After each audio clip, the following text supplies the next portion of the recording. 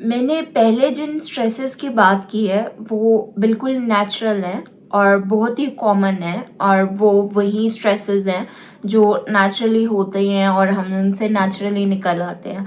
Like आपके पीछे एक जानवर अगर लग गया जंगल में तो आप नेचुरली भागोगे और नेचुरली उससे ज़्यादा स्पीड आपकी हो जाएगी और आप उससे बाहर निकल आओगे।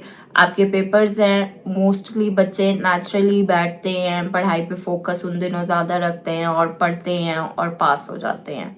लेकिन अब वो सारे स्ट्रेसेस जो कि आपको रिलेशनशिप की वजह से हैं, या फिर आपको अपने वर्क की वजह से हैं, या फिर आपको अपनी हेल्थ की वजह से हैं, या हर इंसान की लाइफ यूनिक है।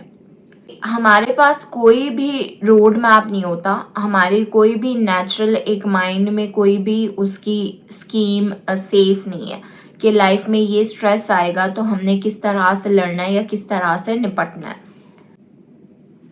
तो अब होता ये है कि वो सारे जो स्ट्रेसेस हैं उनका जो रिस्पॉन्स होता है, क्योंकि वो हर इंसान ने अपना रिस्पॉन्स खुद सोचना होता है, हर दिमाग ने अपना रिस्पॉन्स खुद बनाना होता है, और उसका कोई भी ऑलरेडी हमारे दिमाग में फीडिंग नहीं होती कि आपके कोई भी लाइफ में डेंजर आया तो आपने भागना है। It's just like run. तो ये होता है कि हम उसमें फंस जाते हैं, इंसान उसमें फंस जाते हैं, उन्हें समझ नहीं आती कि वो किस तरह से निकलें, और अक्सर वो काफ़ी मिस्टेक्स करने के बाद उनमें ये लर्निंग आती है कि किस स्ट्रेस को किस तरह से कोप करना है। और साइकोलॉजी में उस स्ट्रेस से लड़ने को या उस स्ट्रेस से बाहर निकलने के अमल को वर्किंग थ्रू कहा जाता है कि you are subconsciously working through it.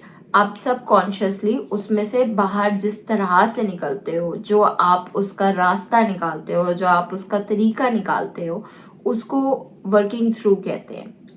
तो हमारी लाइफ के साइकोलॉजिकल स्ट्रेसफुल इवेंट्स से लड़ने के लिए माइंड और बॉडी में 3 तरह के रिस्पॉन्सेज आते हैं। एक इमोशनल और सोमैटिक रिस्पॉन्सेज होते हैं, दूसरा कोपिंग स्ट्रैटेजीज होती हैं, और तीसरा डिफेंस मैकेनिज्म्स होते हैं। और ये तीनों जो हैं वो हमारे अनकॉन्शियस माइंड के ज़्यादा कंट्रोल में होती हैं। ये तीनों जो हैं वो नेचुरली ज़्यादा अकर करती हैं एज कंपेयर कि हम उसको कंट्रोल करें।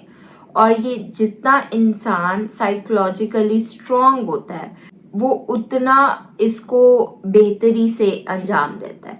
यूं कहा जा सकता है कि हमारा जो स्ट्रेस का रिस्पॉन्स है, रिएक्शन टुवर्ड्स स्ट्रेसफुल environment या reactions towards stressful experiences, वो बेसिकली इमोशनल या फिर सोमैटिक होता है, और उसी को कम करने के लिए, उसी से बचने के लिए, उसी को एक कंट्रोल में लाने के लिए हमारा कॉन्शियस माइंड तो कुछ नहीं कर सकता, क्योंकि वो बिल्कुल नेचुरल हैं और वो बिल्कुल स्पॉन्टेनियस हैं, उन पे हमारा कोई कंट्रोल नहीं है।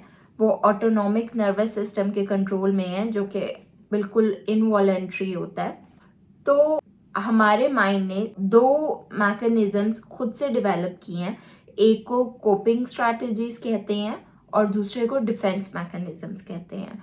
और ये दोनों एक तरह के ही हैं कि हमारा दिमाग उस परेशानी से हमारे माइंड को हटाने की कोशिश करता है, हमारे माइंड को किसी और तरफ लगाता है। लेकिन इनमें जो एक वाज़ेह फ़र्क है वो ये है कि जो कोपिंग स्ट्रैटेजीज हैं वो कॉन्शियस माइंड कर रहा होता है, वो इंसान कॉन्शियसली करता है, और वो कॉन्शियसली जानता होता है कि वो इस टाइम एक कोपिंग स्ट्रैटेजी यूज़ कर रहा है एक स्ट्रेसफुल एक्सपीरियंस और उससे रिलेटेड एंजाइटी से बचने के लिए।